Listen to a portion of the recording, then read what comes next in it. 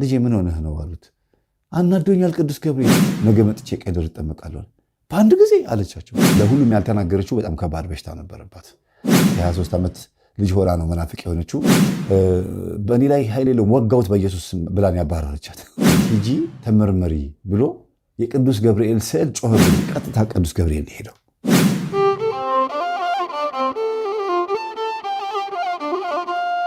እግዚአብሔርን የሚንቁ እግዚአብሔርን የሚሳደቡ እግዚአብሔርን በተለይ የኢትዮጵያ ኦርቶዶክስ ተዋሕዶ ቤተክርስቲያን አስተምህሮ የሆነው ነገር የሚንቁ ሰዎች ሳይቀጡ ወይም ሳይማሩ አይቀሩም። እንዲሁ አይሞቱም። እግዚአብሔር የሆነ ነገር አሳይቷቸው ወይም ቀጥቷቸው ወይም ደግሞ አስተምሯቸው ነው ወይ መልሷቸው ወይም እንደተቀጡ ሞተው ነው የሚያልፉት እንጂ እንዲሁ እንደተደፈነባቸው አይሞቱም። ስለዚህ እህታችን በኢትዮጵያ ኦርቶዶክስ ተዋሕዶ ቤተክርስቲያን እምነት ስር ለ20 ምናምን ዓመት ያክል እንግዲህ የስንት ዓመት 24 ዓመት የ23 ዓመት ልጅ ሆና ነው መናፍቅ የሆነችው። እድሜዋ 33 ዓመት ነው። አሁን እንግዲህ ከ23 ዓመት እስከ 34 ዓመት ድረስ መናፍቅ ነች ማለት ነው። ወይም የፕሮቴስታንት እምነት ተከታይ ነች። ባለታሪካችን ጎረቤት የሄደች ቡና መጠጣትም መጫወትም መዝናናትም ለምዳለች እና እዛ ቤት ደግሞ ያስቀናሉ ኦርቶዶክሳውያን ኖርማል ዓለማውያን ሆነው ግን ጠዋት ጠዋት ምን አይነት ልምድ አላቸው? የክልዬ ጸበል ያመጣሽው? አይ አይደለም የተክልዬ ነው የሚካኤል ነው ይባባላሉና እናንተ ሰዎች ምንድን ነው ለውጡ? ሁሉም ጸበል ከሆነ ለምን አትጠጡትም ትላቸዋለች። አይ እንደየወዳጆቻችን ነው ይላሉ ልጆቹ። ልክ ናቸው። እንደየወዳጆቻችን ጠዋት ጠዋት ሁላችንም አንድ ላይ ቆመን በራሳችን ኩባያና ብርጭቆ በስመ አብ ወወልድ ወመንፈስ ቅዱስ ብሎ አንድ ላይ ነው እያማተቡ የሚጠጡትና ተከራይም የለም ምን የለ አንድ ላይ ሁሉ ተሰብስበው ጸበል የመጠጣት ልምድ አላቸው። ይሄ ደግሞ የሆነው ምንድነው? ከአንድ ሰው የመጣ ቡዳ ሁላችንም በልቶናል። እዚህ ግቢ አንድ የቡዳ መንፈስ የነበረባት እህት ተከራይታ ነበረች እና ራሷ ነች በየቤቷ አንኳኩታ ጸበል ተጠመቁ። እኔ የቡዳ መንፈስ አለብኝም ነበረብኝም፣ አሁን ይኑር አይኑር አላውቅም፣ ችግር ነበረብኝና እኔ አሁን ለቅቄ እየሄድኩኝ ነው ወደ ክፍለ ሀገር፣ ራሳችሁን ጸበል ተጠመቁ ብላ ተናግራን ሄደችው አሉ። ከዛ ሁሉም ፈራ። እግዚአብሔር ይስጥሽ፣ እናመሰግናለን፣ እግዚአብሔር ይገላግልሽ እስከ መጨረሻው ድረስ ሐቁን ስለተናገርሽ ብለዋት ሳያውቁ 6 ዓመት 7 ዓመት አብረው ተቀምጠዋል። ስለዚህ ይቺ ልጅ በዛ ቤተሰብ ውስጥ ከተናገረችና ወደ ክፍለ ሀገር ከሄደች በኋላ እቺ አሁን ባለ ታሪካችን የምላችሁ ከነዛ ውስጥ አንዷ ነበረች እና በእኔ ላይ ኃይል የለውም ወጋውት በኢየሱስ ብላን ያባረረቻት። ግን ከልጆቹ ሁሉ ግቢ ውስጥ ካሉት ሁሉ በሙሉ መጀመሪያ የታመመችው የእሷ ልጅ ናት። የእኛ ልጆች ወይም የኦርቶዶክሳዊ ልጆች እየወሰዱ ያስጠምቃሉ እዛ ያሉት፣ እንዲሁም ያስቆርባሉ። እሷ ግን ምን ታርግ? እጇን ጭና ከመጸለይ ከመጮህ ፓስተር ጋር ወስዳ እጅ ከማስጫንና ከማስጮህ ውጪ ሌላ ምን ልታደርግ አትችልም። እና አልታመሙም፣ እውነትም አልታመሙ ልጆቹ። ምልክት ነበረባቸው። በተለይ አልገለሽንት የመሽናት፣ ራስ ትኩሳት የመፍጠር፣ ጥርስ የማንቀጫቀጭ፣ በቡዳ የመበላት ለ4 ዓመት ነው ለ3 ዓመት ያክል ልጆቹ ተበልተው ነበረ እንዳለ ግቢ ውስጥ ያሉት ልጆች። ግን ህመሙ ያለቀቀው የማን የጴንጤዋን ነው፣ የፕሮቴስታንቷ። ይቅርታ ጴንጤ ሲባሉ ደስ ይላቸዋል። የፕሮቴስታንቷ ወይም የመናፍቋ ልጅ ነው ያልዳነው ማለት ነው። 2 ልጅ ነው ያላት። አንደኛው ልጇ በጣም ከባድ ህመም ውስጥ ነው የገባው። በተለይ ጉዳዩን ከሰሙ በኋላ ልጁ የበለጠ ስሜቱ እየጎዳው መጣ። ቴንሽን የሚባል ነገር ነው ብላችሁ እንዳታስቡ። መንፈሱ በደንብ ጉልበት አግኝቷል። በተለይ እነዛ ኦርቶዶክሳውያን ሊያስቆርቡ ሲሄዱ ወይም ጸበል ሊያስጠመቁ ሲሄዱ ፈርቶ ማንገር የሚሻሸገው ያልተጠመቁት ልጆች ላይ ማለት ነው። አያችሁ። ስለዚህ ልጆቿ እንደ ማጠራቀሚያ ነው የሆኑት። ስለዚህ ጸበል ሲጠጡ ነይ ግድ የለሽም ጠጪ፣ ምን ችግር አለ? ውሃ ነው ብለሽ አስቢና ጠጪ። ጸበል ነው ብለሽ ብትጠጪ የተባረከ ውሃ ነው። እናንተ ጋር ለምሳሌ የተባረከ ዘይት አትሉ? ምን ችግር አለው? በስመ አብ ብለን ነው እኛ ባርከን የምንጠጣ። በፈጣሪ ስም በማን ስም? እስቲ ለምሳሌ ነይና በማን ስም እንጸልይ አሏት። ከዛ በኢየሱስ ክርስቶስ ስም ሁላችንም በስመ አብ ወወልድ ወመንፈስ ቅዱስ በኢየሱስ ክርስቶስ ስም ብለን እንጠጣለን ለእሷ ስንል ብለው እንደዛ ያደረጉ ያስጠጧት ነበረ። እና አንድ ቀን ያው ለሁሉም ያልተናገረችው በጣም ከባድ በሽታ ነበረባት። እና አንድ ቀን ማታ ከእንቅልፏ የተነሳችው ጮሃና ደንግጣ ነበረ። ምንድን ነው ምን ሆነሻል አላት ባሏ። አይ አልነግርህም፣ ምንም እንደሆንኩኝ ብነግርህ በጣም በቃ አታምነኝም አለችው። በፍጹም ንገረኝ በቃ አላት። አይ አልነግርህም፣ ብትችል ማለት ነው ብትችል ራስህን አዘጋጅ፣ ማታ ስትመጣ ራስህን አዘጋጅ። ለምን ትነግርኝ አላት። አይደለም ለመወሰነው ውሳኔ አለችው። ባሏ ከሄደ በኋላ ጎረቤት መጥታ ጓደኞቿ ተሰብስበው እሱ ከሄደ በኋላ ነው ጸበል የሚጠጡት፣ ሚስቶች ተሰብስበው ማለት ነው፣ ሴቶች የሚበዙበት ግቢ እና ኪዳነ ምሕረትን ስለሚወዷት ብዙ ጊዜ የኪዳነ ምሕረት ጸበል የሚጠጡት እና በተሰበሰቡበት እባካችሁን ይቅርታ አድርጉልኝ ብላ ሁሉንም እግራቸው ስር እየወደቀች ጉልበታቸውን ሳመች። ምንድነው ምን ሆነሽ ነው አሏት። እኔ ማርያምን የምትወዱትን ታቦት ወይም ደግሞ መላእክትን ስሳደብ ነው የኖርኩትና ዛሬ በህልም ያየሁትን ልንገራችሁ አለቻቸው። ምን አሳየሽ አሏት። ድነሻል፣ ሂጂ ተመርመሪ ብሎ የቅዱስ ገብርኤል ስዕል ጮኸብኛለች። ስዕሉን የጮኸብኛለች። የምታውቁት ይሄ ገበያ ላይ የምታውቁት ስዕል እኮ ነው። የሚገርማችሁ የቅዱስ ገብርኤል ከስር የቁልቢ ገብርኤል ስዕል ያለበት አለ አይደለም? እሱ ስዕል ማለት ነው። ሂጂ ድነሻል ነው፣ ሂጂ ተመርመሪ አለኝ። ከዛ ምን ሆነሻል አንቺ ያልኩት ጊዜ እኔ ኤችአይቪ በሽተኛ ነበርኩኝ አለች። እና አብረን እንሂድና እንመርመር አለቻቸው። በጣም ደስ አላቸው። በጣም በቃ ቅዱስ ገብርኤልን ገብተው አመሰገኑት። ሁሉም ነጠላቸውን ጠቅጠቅ አድርገው ስከርፋቸውን ይዘው ግር ብለው ጤና ጣቢያ። ከዛ ስትመረመር ነፃ ናት፣ ኤችአይቪ የለባትም። በህልም የነገረኝ ድምፅ ብቻ ቢሆን ኖሮ ኢየሱሴ ብዬ እኔ ዝም ብዬ ልል ነበረ። ግን ቅዱስ ገብርኤል ስዕሉን በማየቴ ከቅዱስ ገብርኤል ነው ስዕሉ የወጣው፣ ድምፁ ራሱ የወጣው እና በትክክል የኦርቶዶክስ እምነት እውነተኛ እንደሆነ የተረዳሁት ኢየሱስ ክርስቶስ ብዬ የምለው አምላኬ እውነተኛው ሆኖ ግን አላውቀውም ነበረ። ያ ያሳደገኝ የተዋህዶ ንጉሥ ኢየሱስ ክርስቶስ ነው የምትለው፣ ያሳደገኝ የተዋህዶ ንጉሥ ኢየሱስ ክርስቶስ ቅዱስ ገብርኤል ልኮ እንደፈወሰኝ ነው መረዳዋለች። እንደዛ ነው የሆነው። ተነስተው በሚኒባስ ተሳፍረው ሄደው ከጤና ጣቢያ ማለት ነው ገብርኤል ቤተክርስቲያን ገብተው ሻማ አብርተው ሁሉም እያንዳንዳቸውን አመስግነው ካህን ጠርተው ምስክርነት እንዲሰጥ አድርገው በማግስቱ በቤተክርስቲያን ምስክርነት ተሰጥቶ ከዛ ደግሞ እኔ ጋር ደግሞ መጡ ማለት ነው።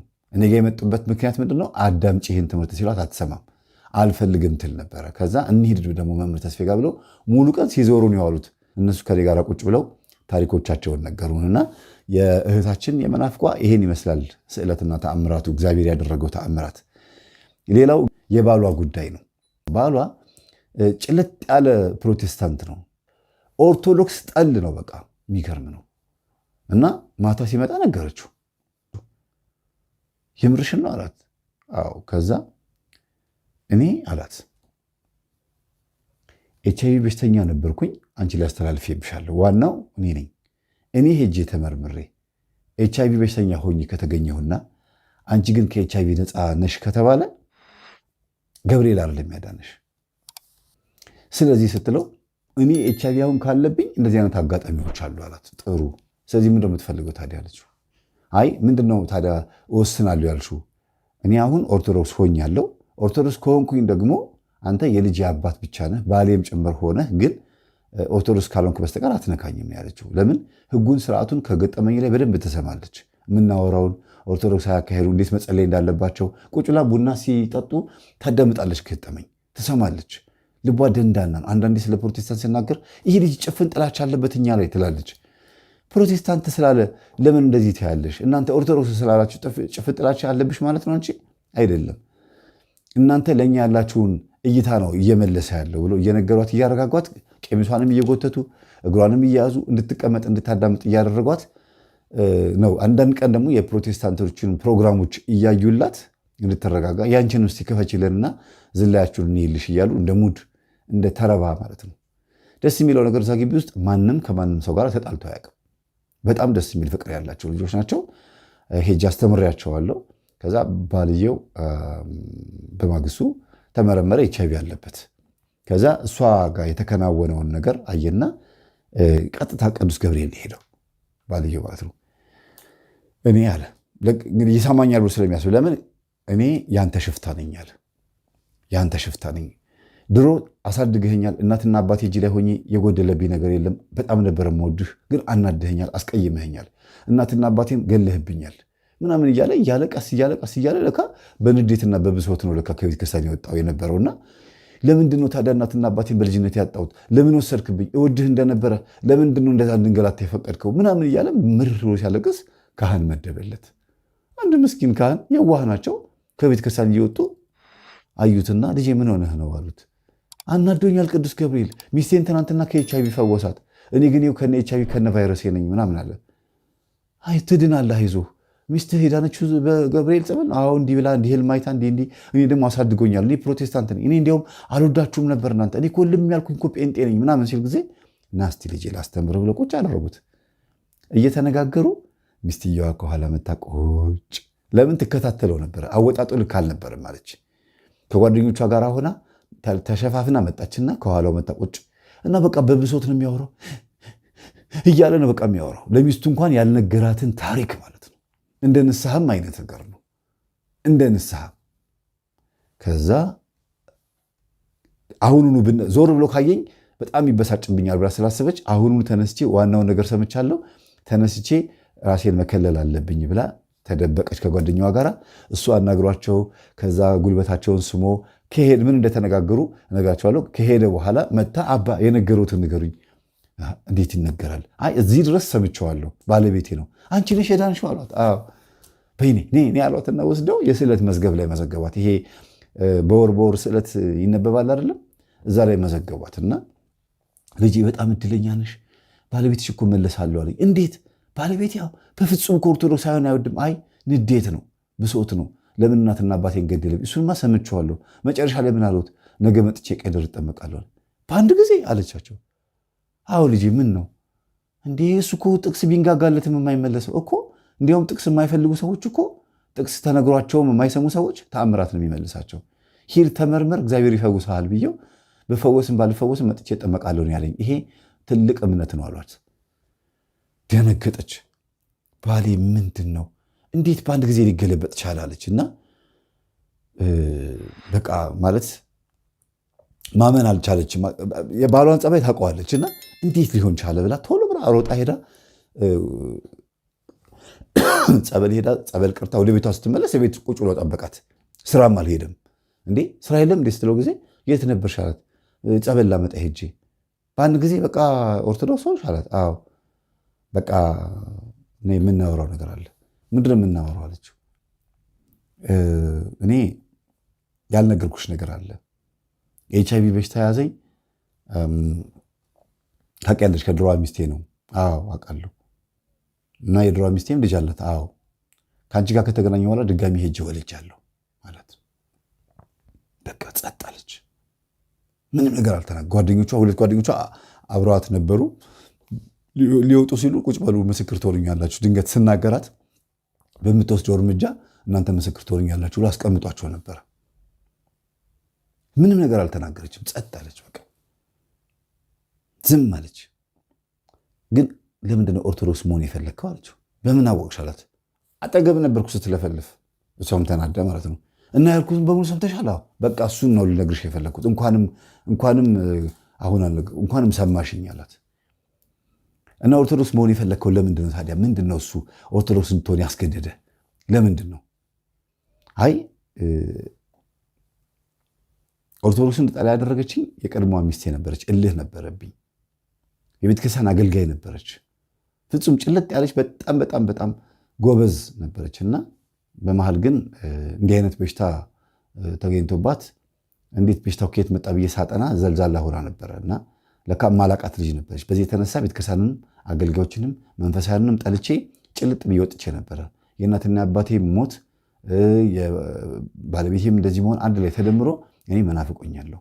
ስለዚህ እኔ አሁን ሌላ ከአንቺ በኋላ ሌላ ልጅ እንደወለድኩኝ እንድትሰሚ ብዬ ነው። ግን ያንን የወለድኩበት ምክንያት ምንድን ነው? በይቅርታ ተመልሳ ከአንተ ልጅ እፈልጋለሁ፣ የይቅርታ ልጅ እፈልጋለሁ፣ ወደ ሚስት ሄደ መጠቃለል ትችላለህ፣ ግን የይቅርታ ልጅ እፈልጋለሁ ብላ ባለቤቴ ጤነኛ ልጅ ወልዳለች። እና አሁን የኔ ነገር አስጨንቆኛል። ከነ ቫይረሱ በሆንም ባልሆንም ከአንቺ ጋር መቀጠል ከአንቺ ጋር መኖር ነው የምፈልገው። አንቺ ደግሞ ድነሻል። ስለዚህ ምን ይሻላል አላት። ኤችአይቪ በሽተኛ ስለሆንክ ወደ ኤችአይቪ በሽተኛ ሚስቴ መሄድ እፈልጋለሁ ብለህ ነው አለችው። ኖ አይደለም፣ አንቺ ድነሻል። የአንቺ ህይወት ደግሞ ያሳዝነኛል። እንዴት ነው አብረን የምንቀጥለው? ይሄን ብቻ እንድትወስኝ ነው እፈልጋላት። ከዛ ኦርቶዶክስ ሁን፣ አንተ ኦርቶዶክስ ከሆንክ እኔ ከነ ቫይረስህ አብረህ እኖራለሁ፣ ችግር የለውም። ዋናው ገብርኤል እንዴት ከቫይረስ እንዳጸዳኝ ማወቄ ነው ለእኔ። ቅዱስ ገብርኤል ከእግዚአብሔር ተልኮ እንዴት እንደፈወሰኝ ማወቄ ነው እንጂ ሌላው ችግር የለውም። አያችሁ እንዴት እንደመዘዘ። ጸበል ጠጭ የምትለዋ ግብዣ ስንት ኮተት እንደመዘዘች። ቅዱስ ገብርኤል ድነሻል ብሎ በህልም የነገራት ይህንን ሁሉ ሊያሰማት ነበረ። እና የመጀመሪያ ልጇን በወለደች በአመቱ ነው በሁለት ዓመቱ ነው ሄዶ ሚስቱ ጋር እንደገና የተገናኘው። አንዳንድ ጊዜ እንደዚያ ነገር ያጋጥማል። እና የእርቅ ምንድን ነው? አስቀይሜሃለሁ፣ በድዬሃለሁ፣ ግን ከኔ ጋር ድጋሚ አንድ ቀን መተህ እደርና ልጅ ስጠኝ። ከዛ አንተ ከኔ ስለራከኝና ስለተበሳጨህብኝ እኔም ከእግዚአብሔር ጋር ስለተጣላሁ ስላስቀየምኩህ ሃይማኖትህንም እንድትቀይር ምክንያት ስለሆንኩብህ የአንተን ስም ለልጅህ ሰጥቼው። አስቡት እንግዲህ የልጁ ስምና የአባትየው ስም ተመሳሳይ ነው ማለት ነው። እና ሰጥቼው አንተ መናፍቅ ሆነ ከቀጠልክ የአንተ ምትክ የሆነው ልጅህ ኦርቶዶክስ ሆነ በዚህ በኩል የአንተን ስም ይዞ ይቀጥላል። ኦርቶዶክስ ሆነ ከተመለስክ ደግሞ የልጅህን ስም ደግሞ አንተ ስም ታወጣለታለህ ብላ ቃል ተገባብተው ነው። ምንም እንኳን ትክክለኛ አካሄድ ባይሆንም ልጁ አድጓል። የሚገርማችሁ እና ሚስትህን ማየት ትፈልጋለሁ አለች። ሄዱ። ትፈልጊዋለሽ? ኖ በፍጹም በፍጹም እኔ ልጄን አሁን የማሳድገው እዚህ ቤት መጥቶ አያውቅም ጭራሽ። ይህን ሰው ታውቀዋለህ አለችው ለልጇ። በፍጹም በውጭ ነው የሚገናኙት። ነገ ከነገ ወዲያ ችግር እንኳን እንዳይፈጠር አባትህ እሱ ነው ብላ እንኳን መናገር ስላልፈለገች ማለት ነው። ካደገ በኋላ ነግረዋለሁ ብላ ማለት ነው። እኔ አይቼው አላውቅም አለ ልጁ ራሱ። እና ትልቅ መስዋዕትነት እንደከፈለች ማሳያው ይሄ ነበር። ያችኛዋ ይችኛዋም ደግሞ ሶስቱን ቤተክርስቲያን ገብተው ቁጭ ብለው ጓደኛዎቹን ተሰባስበው ምን ይዳረግ ምን ይሻላል ሲባል ይህ እኮ ድርድር ውስጥ የሚገባም አይደለም። አሁን እኮ ይህን ጥያቄ ያመጣው እሱ ጸበል ተጠምቄ ኤች አይ ቪ በሽታ ካልተገኘብኝ ወይም ከተገኘብኝ እያመነታ ስለሆነ ይጠመቅና ከዛ ጸበልተኛ ሆኖ ራሱን ያገልግል፣ ይስገድ፣ ይጾም፣ ይጸልይ፣ ኦርቶዶክስ ሆኖ ይቀጥል። በቃ አለቀ። እና ደግሞ እሷም ኦርቶዶክስ ከሆንክ ከነ ቫይረስ ከኔ ጋር መኖር ትችላለህ ብላ አሁን የሚገርማችሁ እሷም ቫይረሱ የለባትም፣ እሱ ቫይረሱ አለበት። አልዳነም፣ ገና አልተፈወሰም። ግን አብረው ናቸው ያሉት። ኦርቶዶክስ ሆኗል፣ መቶ ተጠመቀ። በጣም የሚገርመው ነገር ግን እስካሁን ድረስ ቫይረሱ የለባትም። የሚገርም ነው። ቫይረሱ በነገራችን ላይ የእግዚአብሔር ኃይል የእግዚአብሔር መላእክቶች የሚመሩት እንዲሁም ሰይጣን የሚመራው መንፈስ ቫይረስም ይመስላል። ለምን መሰላችሁ? አሁን ልጅ ሲወለድ ሁለት ቫይረስ ያለባቸው እናቶች ሲወለድ ልጅ ቫይረሱ እንዳይኖርበት አድርገው መውለድ ይችላሉ። ከቫይረሱ ነፃ ሆኖ እንዲወለድ እናትና አባት በሰሩት የዝሙት ኃጢአት ልጁ መጎዳት መጠቃት ስለሌለበት እግዚአብሔር ይህን ልጁ ነፃ አደረገው ማለት ነው። ጉዳዩ የኃጢአት ውጤት ስለሆነ ልጁ ምን አጠፋ? ስለዚህ እዚህ ጋር ስትመጡ ደግሞ አሁንም የሚስትየዋ አምናለች፣ እውነተኛ የሆነ መስመር ውስጥ ስለገባች። እሱን በእርግጥ ኦርቶዶክስ ሆኗል፣ ግን የእሱ ዋጋ ያስከፍለዋል ማለት ነው። ዋጋ ያስከፍለዋል እና አብረው ናቸው ያሉት። እግዚአብሔር እስከ መጨረሻው ከቫይረሱ ነፃ አድርጎ እንደሚፈውሰው ተስፋ አለኝ። እናንተም ሁላችሁም ወንድማችንን በጸሎት አግዙት። ኃይለ ገብርኤል ይባላል። የገብርኤል ልጅ ነው። የሚገርማችሁ ኃይለ ገብርኤል ይባላል። አሳድገኸኛል ብሎም ከገብርኤል ጋር ሲነጋገር የነበረውም ለዛ ነው እና ሊመልሰው ስለፈለገ ሚስቱን መጀመሪያ ፈውሶ መለሰው። ሄዶ እንደ ጓደኛ ነው ያወራው። የሚገርማችሁ ቤተክርስቲያን ውስጥ ለምን እናትና አባቴን ገደልክ? ለምንድን ነው እንደዚህ ያረከው? እሺ ታዲያ ለምን እንደዚህ ሆነ? እኔ ድሮንም እንደዚህ እንደምታደርገኝ አውቃለሁ። ለእኔ እንደማታዳላ አውቃለሁ። ማለት ለእኔ እንደማትሆን አውቃለሁ። ለሌላ ሰው ለምትሆነው እኔ ለምቀርባቸው ሰዎች ትረዳለህ፣ ለጓደኞች ታገዛለህ። ገብርኤል የሚሉ ጓደኞች ሀብታም ናቸው፣ ጎበዞች፣ ጤነኞች ናቸው። እኔ ግን አንድ ቀን ተሳክቶልኝ አያውቅም። እንደዚህ ነው የሚያወራው ገብርኤልን ከድሮ ጀምሮ እና ለዚህ ነው የቅን የሆነ የዋህን አስተሳሰብ ያለበት ሰው ነበረ ነው የሚባለው። ቅዱስ ገብርኤልን የመጠጋቱ ዋና ጉዳይ ማያወላውል ነው። አማራጭ የሌለው ነገር ነው። ልጆቹን ማስቆረብ ጀመረ። እሱን ወስዶ የሚያስቆርባቸው ለመጀመሪያ ጊዜ ከስንት ዓመት በኋላ ቤተ መቅደስ ገባ በኋላ ከሚስቱ በፊት ነው መናፍቅ የነበረው። 16 ዓመት ያክል መናፍቅ ነበረ። ከዛ በኋላ ደግሞ ከርቶ ወጥቶ አሁን ደግሞ ሰዎችን ኦርቶዶክስን ምዕመናን በሙሉ በሐሜት ወይም ደግሞ በስድብ የሚያጥረገርግና ጥላቻ ያለበት ሰው ሆነ ማለት ነው። እና ጸሎት አድርጉለት ኃይለ ገብርኤል እግዚአብሔር አምላክ ጨርሶ ከዚህ ቫይረስ ነፃ እንደሚያወጣ አምናለሁ። እና ይህን ይመስላል 84ኛ ፈተና ገጠመኝ።